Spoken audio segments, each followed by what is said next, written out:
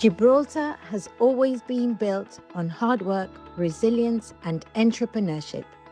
From family-run businesses to modern startups, local entrepreneurs continue to shape the Rock's economy and community.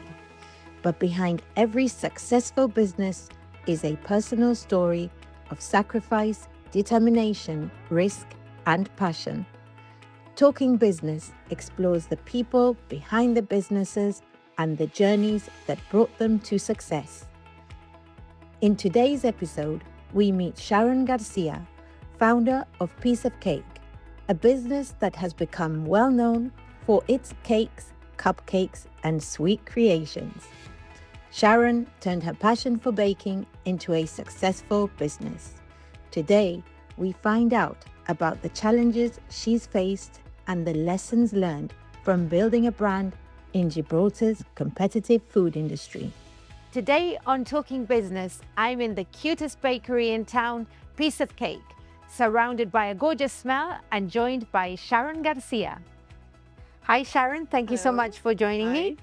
Are you going to share the story of Piece of Cake with me? Because I think a lot of people can actually dream about opening a bakery, but tell me, what does it really take? Right. Okay. I know it is a dream for many people, as it was a dream for me too. Apart from the normal, you need the capital, which I was helped with EU funding, which was great at the time. I obviously needed to find a good location, all the sort of obvious things, location, your customer, what kind of menu, all of those things which were very important. And then gaining a reputation. Of course. So those were the initial drivers to starting a business. Obviously, I was passionate about cake, but actually, I don't know if I was more passionate about business, but I think it's very important that you may like the idea of owning a bakery, but it is also very important that you do have an idea about business too and what it actually involves, because then you're not just going to be creating cakes and that is it. There's obviously a lot more to it.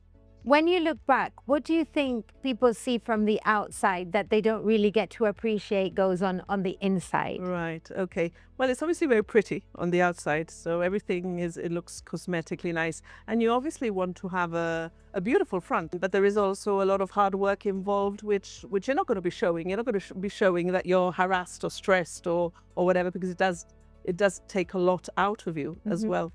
But yes, on the outside, it has to be beautiful because it has to be attractive and it has to bring people in. It has to be a happy place. Yeah. If it's a miserable place, nobody's going to want to come. So I think that is a really interesting point, because obviously opening the doors must have been a huge milestone for you. Tell me a little bit about what was going on before the bakery, and also can you tell me a little bit of what you do to keep people coming back? That is a very good question, actually, because when I started, it was all about bringing customers, attracting new customers. But then after a while, I mean, what you want is the stability of it. And you want to be reliable more than anything else. So at first there's the buzz. There's that massive buzz. You want to create a buzz around your product. You want to create a buzz around the name. Branding is very important. At least it was very important to me. Keeping things consistently good, especially when it comes to food. When it comes to food, you find that people very quickly say, oh, they're not as good as they used to be. Not that but it happens. Either they get very used to a quality, a standard, or because I think we get accustomed to places tending to sort of lower the standard after a while. Maybe they're cutting back in some way or whatever. And for me, that was very important. And it was very much present in my mind that I wanted to maintain the quality always. And it's transmitting that all the time. So I never rest in the sense that not only physically, but mentally, I never rest. There's been a lot of changes. This is my second stint. I started originally in 1988. And this is my second stint, which I started 14 years ago. And it's been a huge process from that beginning. I mean, even when you look at my logo, my very first logo was very infantile when I look back now. And then when we changed it a few years ago, it had to represent our maturity, almost our sophistication and how we grew. And it was very important to me that the brand of a new logo, when I opened this place, actually sort of signified where I was in the business, that I was now an adult Yeah. in this world. Yeah. I mean, obviously, you're transmitting so much of yourself into this business, and that's very clear to me during the things that you're telling me about. Who is responsible for creating the cakes? Are you making recipes? Do you make everything from scratch? We do actually make everything from scratch. It's not very common in bakeries to do so. People who own big, large commercial bakeries, they don't. That's common practice, but we don't. We do everything from scratch, and we are very proud of it. Amazing. And there was a point when maybe when you have to sort of look at price points and things like that, I'm not stubborn in anything that is not important. I was very stubborn in that I wanted to maintain the quality. And that meant that I had to say, no, this is what it's worth. It's made from scratch, it's made by hand, and this is the value of an item that's made from the very beginning to the end, And we have people, I have 3 bakers plus myself, who have been with me for a very long time, which I'm also very proud of. I mean, that retention of staff, but because they are as passionate as I am over cake and passionate about producing quality. I mean, there's times that maybe because they're handmade and from scratch, a cake won't always be good. You take it out of the oven, or maybe you've left it a little bit longer and if there's a doubt, they will chuck it. Okay. We will not keep anything which we think, I'm not very sure how this one is. Is it a little bit dry? If you are already asking that question, it is. It's not good enough. It's not good enough. It's not good enough. So I love the way that you're speaking so candidly about mistakes being made in business. Is it important for somebody running a business to maintain a standard and know when to put your foot down? It is. And talking about mistakes are essential. You need to make mistakes. I think, it sounds like a cliche to say you only learn from mistakes, but it is the truth, because it's when you make mistakes that you realize and you have to rectify. Say you have a very good idea and you think it's the best next idea, and then it fails. Yeah. You have to address that either quickly or sort of, swallow your pride and say, I thought it was brilliant, but it didn't work. Or sometimes things work inadvertently. Sometimes you create something which is like maybe a mistake or whatever, and it works, I've got a great example. I remember being lumbered with a cake someone didn't collect, and we didn't know what to do with it. At the time, they didn't have to pay for it up front. Now everything is deposit and all that. You live and you learn. And anyway, they lumbered me with this cake, and I thought, oh, what am I going to do? I'll advertise it. Social media is brilliant. I advertised it, and it was snapped up straight away. And I thought, this might be a thing. Maybe we should have cakes on the counter. We do it as a thing now. We have cakes on the counter every day, and people actually count on that. So that was an inadvertent thing that happened and worked really well. Running Piece of Cake is not just a physical job. It's also part of your day-to-day thought process. Yes. How do you embrace the fact that you take work home? I don't think I can think any other way. I live and breathe and inhale icing sugar all day. So it is very difficult for me to break away from it. It is my life. It has become my life. And I'm very devoted to it. And it's a relationship that gives a lot. So it is very much a give and take, because it does give a lot. It's knowing what it gives you. Because when you are working very hard, you can very easily get exhausted and say, I just can't do this anymore. And it takes me back to when I started from home 14 years ago. I remember I was doing cakes at all hours in a small kitchen at home. And one day I actually collapsed on the floor. Oh my goodness. And I was exhausted. It was, I don't know, 3 or 4 in the morning, and I don't know how many cakes I'd made that day, and I collapsed. I was on the floor, could barely stand up. It had been hours on my feet. And I asked myself, is this worth it? And I surprised myself when I said yes. Oh. It is worth it. So even in moments of exhaustion and in moments of despair, because when you're tired, you just can't think straight. I knew then I'm just tired. I'm just tired, and I recover. And when I recover, the love will come back, because it was a huge love affair with it. It is worth it because it is very fulfilling. Yeah. It gives me a lot. I have a great, I mean, I don't even call my staff. They're not staff. We are family and again, it sounds corny, but we work very well together. I've had the same staff for many years. We know each other really well, our moods, we know when to sort of stand away. Oh, she's not feeling very well today, let's give her distance. And the same with me. Obviously, I'm human and I have my moments. So I don't mind, and I actually do not separate actually my work life to going home, even though maybe I should, but I don't. Yeah. But the great thing is that you have said your staff is like family. Yes. And you actually do have family now supporting you in your Yes, business. yes. How has that dynamic come about?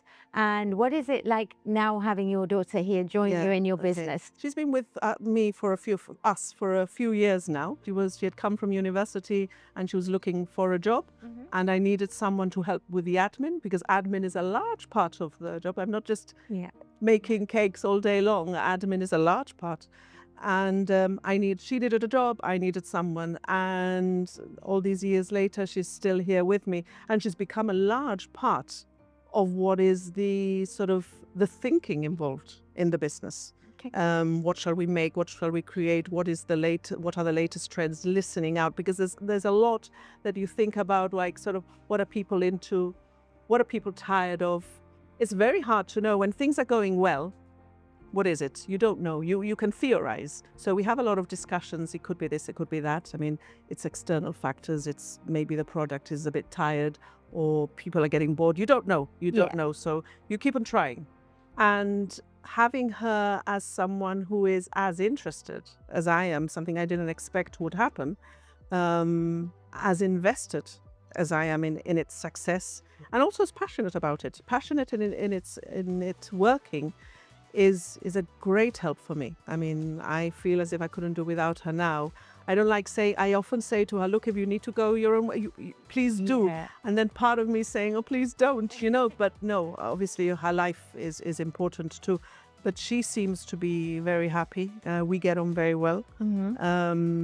And as I say, she's become a large part of the behind the scenes thinking of what we should do next, what's going wrong, and all of that.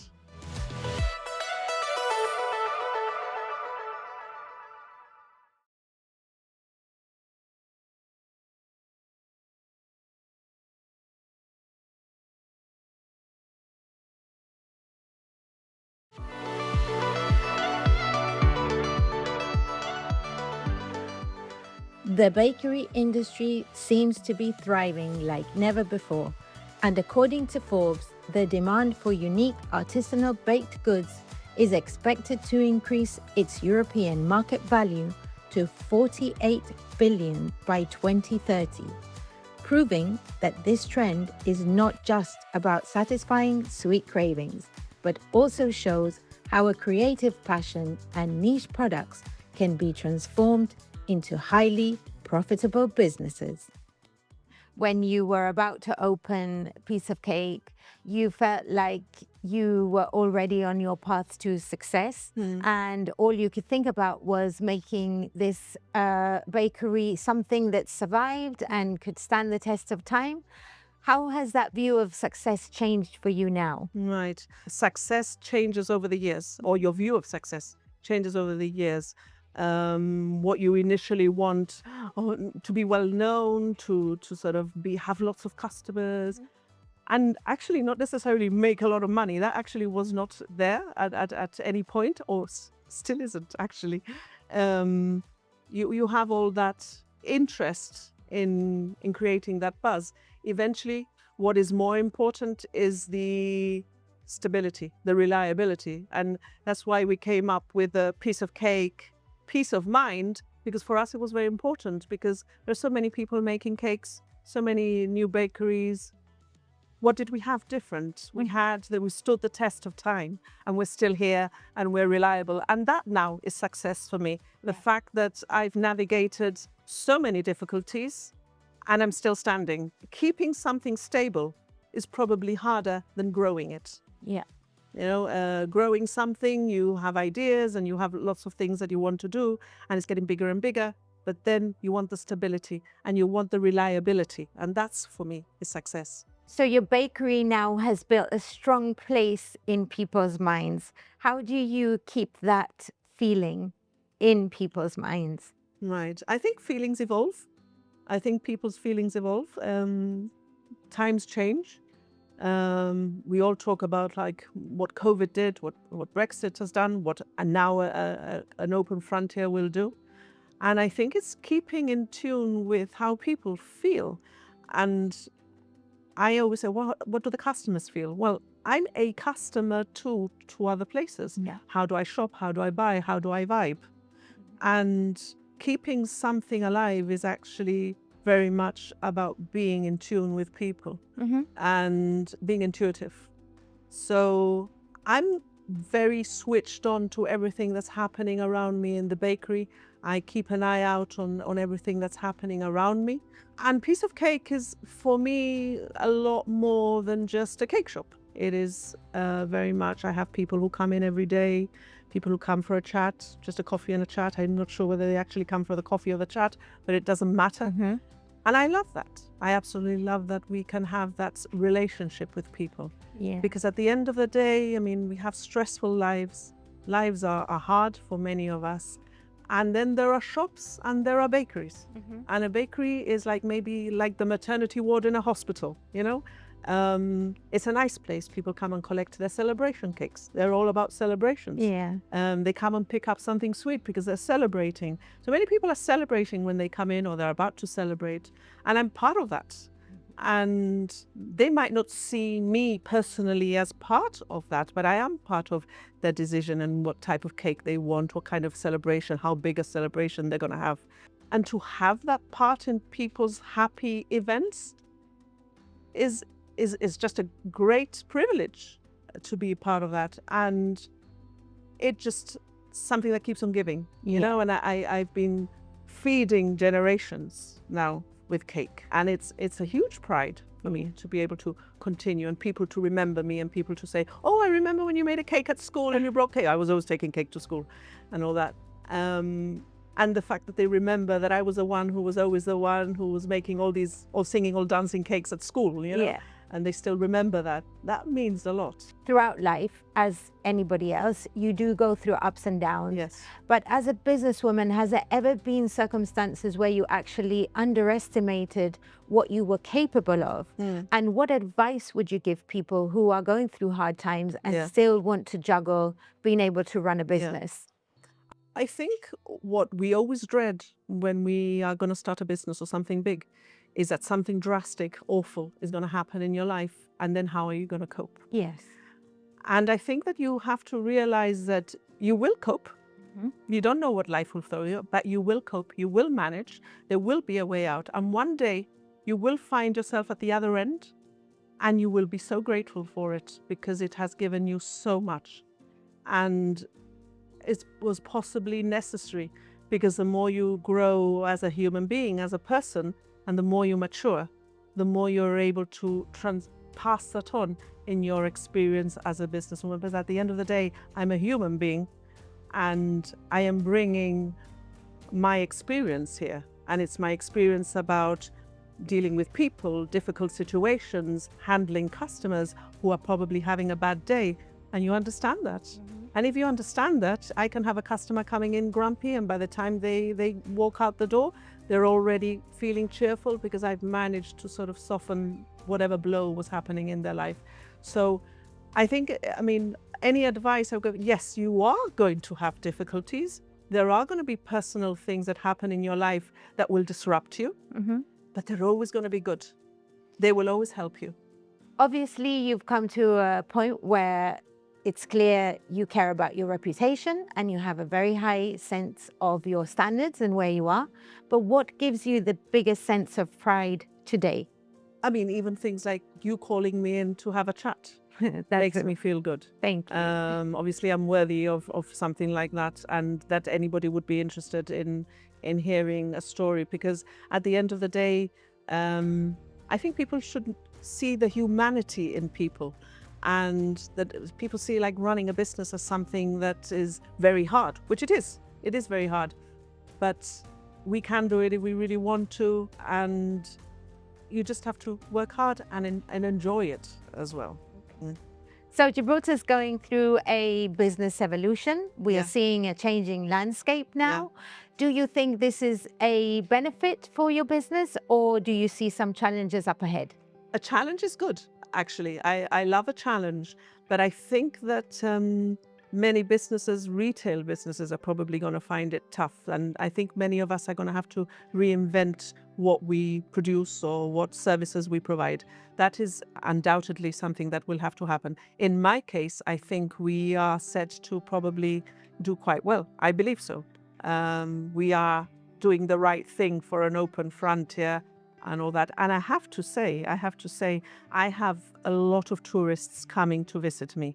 I'm on so many YouTube videos and so many videos, and they all love the place. And the phrase "Nadie es profeta en su tierra" always comes to mind because tourists love it. Yeah. You know, and I am the kind of place that we go somewhere and film and take photographs of, and I am that to tourists. Yeah. Right? And it took me a while to realize that. I think we forget when we go on holiday, we look for places like this and we take photographs and film and all that. And I'm in a lot of YouTube videos and which they've told me, I'm going to put you on my YouTube video or whatever. So I think that tourists love places like this. So you mentioned tourists coming here, doing their videos, posting them on social media, YouTube, etc. How has social media benefited the business, and do you use it as a tool? Yeah, I have used it in various stages, sometimes more than others. I think safe to say that because I wasn't born into it, it's not something that comes naturally to me. But I know I've had to adopt it, and I have. I've adopted it in as much as I can. I don't probably it doesn't come with the ease that maybe a younger generation would, obviously, but I have, and I've taken advantage of it, because at the end of the day, the more you post, the more people know you, and I do it. I don't do it excessively though. And because I have wanted to maintain consistency. I mean, it would be like sort of not right if I suddenly started posting stories every day and then I stopped. There needs to be a feeling that I'm posting every now and again or whatever, so that I maintain, this is how much I can deal with. Because otherwise it's a strain for me. I do find it a strain and a stress. Now that you've told me all the things about your beautiful business, tell me a little bit about how Sharon is feeling. Sharon right now is? Sharon right now is feeling happy because I'm talking about something I'm passionate about. We have gone through a period of huge difficulty, and one thing I have no issue is in saying that we've had difficulties. I'm actually quite proud that we've navigated that. Anybody who talks about I've never failed or whatever is not understanding the complexity of a business that will fail. So where am I now? I'm out at the end of where business was tough and business is looking better. I think people are out of their COVID stress now. People are spending more again. People are celebrating again already, and I'm feeling that. But I'm also ready that if suddenly something changes, I'll be there. But right now, I'm actually enjoying a period of success. So businesswoman to businesswoman, this was an incredibly insightful conversation. And I thank you so much for joining me. Thank you for having me. Honestly, it's been a pleasure. And for the viewers, I hope you come by and try a piece of cake at this beautiful bakery, and you found the conversation with Sharon Garcia as fulfilling as I did. Thank you so much.